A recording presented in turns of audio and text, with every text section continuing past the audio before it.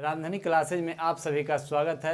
और अभी हम लोग मौर्योत्तर काल को देख रहे हैं और इसमें पिछले क्लास में हम लोगों ने सातवाहन को देखे थे और आज के क्लास में हम लोग चेदी वंश को देखने वाले हैं। तो इसमें सबसे पहले हम लोग जानेंगे कि मौर्य काल में अशोक के बाद जो है वह राजा कमज़ोर पड़ने लगे और जैसे ही मौर्य काल कमज़ोर पड़ने लगा तो कलिंग यानी कि उड़ीसा के क्षेत्र में एक वंश का उदय हुआ और उस वंश का नाम है चेदी वंश। और चेदी वंश के संस्थापक जो हैं वह कौन है?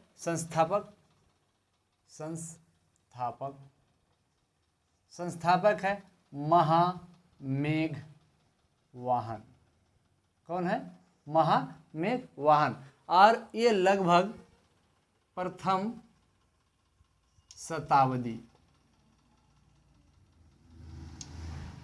शताब्दी में इसका उदय हुआ। और यह कौन सा क्षेत्र? तो कलिंग यानी कि उड़ीसा का क्षेत्र। उड़ीसा के क्षेत्र में यह वंश का उदय हुआ। उसके बाद हम लोग देखेंगे कि यह वंश का जो है चेदी वंश का जो सबसे प्रतापी राजा हुआ वह कौन हुआ? तो खारवेल हुआ। सबसे प्रतापी शासक कौन हुए? तो खारवेल। कौन हुए? खारवेल। और यहाँ से हम लोग देखेंगे कि खारवेल का जो है एक अभिलेख है और उसका नाम है हाथी गुफा अभिलेख। हाथी गुफा अभिलेख। और इस अभिलेख से यह प्रमाणित होता है कि इन्होंने अपने शासन के 12वें वर्ष जो है वह मगध पर आक्रमण किए। और इस हाथी के गुफा के अभिलेख जो है इसमें इनका 13 वर्षों का इतिहास की जानकारी मिलती है। कितने वर्षों की? 13 वर्षों की। और इसी हाथी गुफा अभिलेख में क्या लिखा गया है? अपने शासन के 12वें वर्ष मगध पर आक्रमण किए।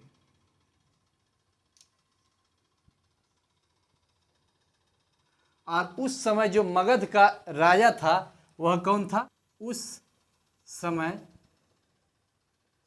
मगध का राजा, उस समय जो मगध के राजा थे वह पुष्यमित्र शुंग। कौन? पुष्यमित्र शुंग थे। और जब इन्होंने मगध पे आक्रमण किए तो यहाँ से एक जीन सेन यानी कि ऋषभदेव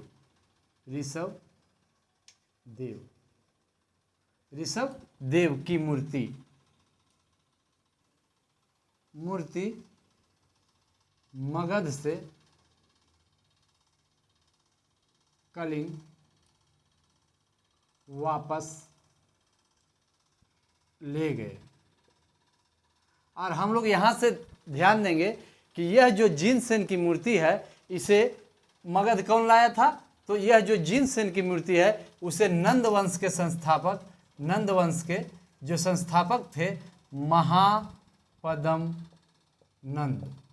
और इन्होंने जब उड़ीसा यानी कि कलिंग पे आक्रमण किए थे तो वहाँ से यह जिनसेन की मूर्ति ला करके पाटलिपुत्र में स्थापित किए थे। और यहाँ से इन्होंने हाथी गुफा अभिलेख से यह पता चलता है कि इन्होंने अपने शासन के 12वें वर्ष मगध पे आक्रमण किए थे। और उस समय जो मगध के राजा थे वह कौन थे? तो पुष्यमित्र शुंग थे। और पुष्यमित्र शुंग को हरा करके और उसके बाद यहाँ से जो जिनसेन की मूर्ति है वह वापस कलिंग लेके चल गए। और इसी से प्रमाणित होता है कि यह जो खारवेल है इन्होंने कौन से धर्म के हैं? जैन धर्म के अनुयायी है। यह जैन धर्म के अनुयायी हैं। और उसके बाद देखेंगे इन्होंने दक्षिण के राजा 7 करनी प्रथम को हराए। तो हम लोग अब यहाँ से जो इम्पोर्टेंट पॉइंट थे वह सभी पॉइंट को हम लोगों ने कवर किए। तो चेदी वंश में देखें कि जैसे ही मौर्य वंश कमजोर पड़ने लगा तो उड़ीसा यानी कि कलिंग के क्षेत्र में एक नए वंश का उदय हुआ और उस वंश का नाम चेदी वंश हुआ। और यहाँ से हम लोग देखेंगे कि चेदी वंश के जो संस्थापक हुए वह महामेघ वाहन हुए और इन्होंने प्रथम शताब्दी के लगभग में इस वंश के स्थापना किए। उसके बाद हम लोग देखें कि चेदी वंश के जो सबसे प्रतापी राजा हुए वह कौन हुए, तो खारवेल हुए।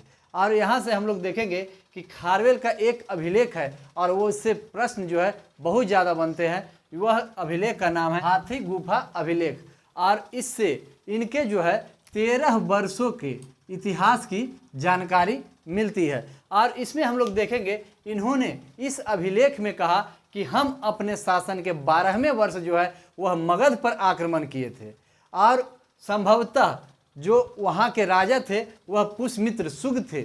और उसके बाद हम लोग देखेंगे कि वह अभिलेख में लिखे कि हम उनको हरा करके और उसके बाद जीन सेन का जो मूर्ति वो नंद वंश के जो संस्थापक थे महापद्म नंद जो उड़ीसा से जीत करके पाटलिपुत्र में स्थापित किए थे, हम पुनः उस जीन सेन की मूर्ति को मगध को जीत करके और फिर पाटलिपुत्र से उठा करके पुनः कलिंग ले गए। तो यहाँ से इससे बहुत ज़्यादा प्रश्न बनते हैं। तो यह पॉइंट को हम लोग एकदम ध्यान देंगे और इसी से प्रमाणित होता है कि जो खारवेल थे वह जैन धर्म के अनुयायी थे। और इसमें देखेंगे कि इन्होंने दक्षिण के एक राजा थे जिनका नाम है सातकर्णी प्रथम, उनको भी पराजित किए थे। तो इसमें जो इम्पोर्टेंट पॉइंट थे वह सभी पॉइंट को हम लोगों ने कवर किए। तो आज के लिए इतना ही, अब अगले क्लास में